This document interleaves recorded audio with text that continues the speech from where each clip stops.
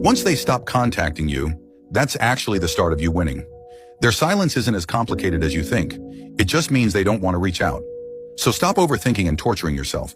You might think they're as conflicted as you are about whether they still love you, but you're wrong.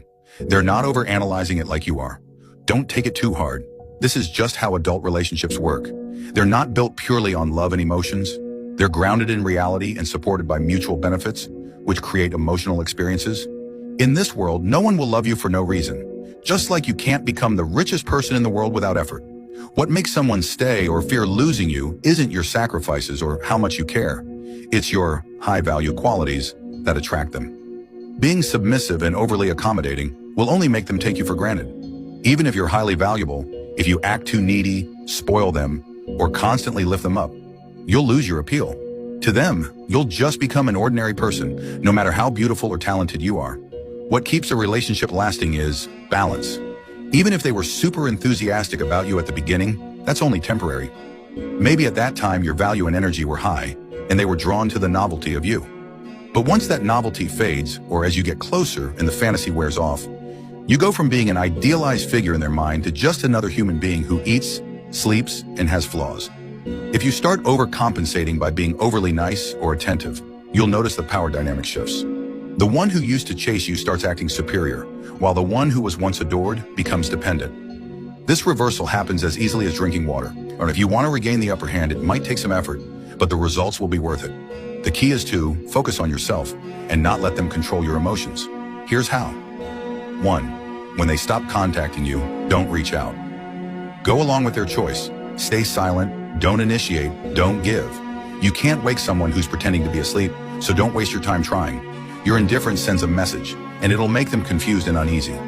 People who've been in a position of power often panic when things change. 2. Take back control. The rule of relationships is this. The more you fear losing someone, the more they'll pull away. The more you care, the less they'll value you. If you're terrified of losing them, you've already lost because your mindset has collapsed. You become insecure and start doubting yourself. It's not even about whether you're good enough. It's about your mindset failing. To regain control, focus on yourself. Do what you want, have fun, and live your life. Not as a performance to get their attention, but genuinely enjoying yourself.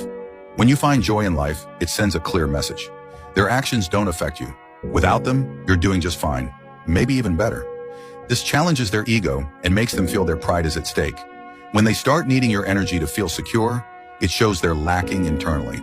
And when you stop giving them that energy, their anxiety will far outweigh any pain you feel. 3. Let things flow naturally. Relationships have their own rhythm. The only thing you can control is your own attitude. Don't try to force things or use love and guilt to manipulate them.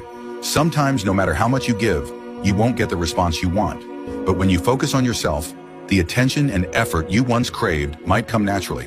When you're fully invested in your own life, your energy shifts, and they'll be drawn back to you.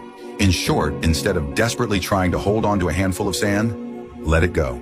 If they're willing to give, accept it gladly. If they're not, don't force it. Just remember, there's a limit to how much you should give and expect in return. When you realize the relationship isn't worth your energy anymore, it's time to walk away. And when that happens, the one with regrets won't be you.